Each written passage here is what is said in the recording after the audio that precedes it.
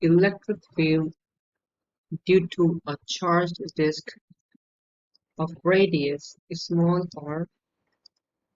at a distance z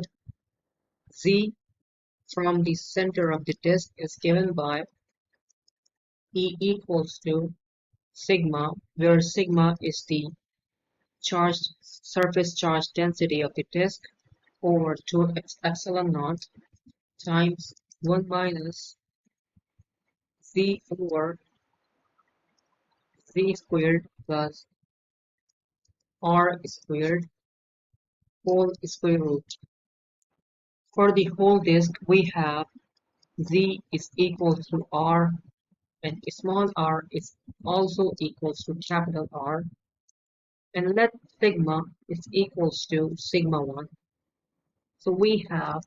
E1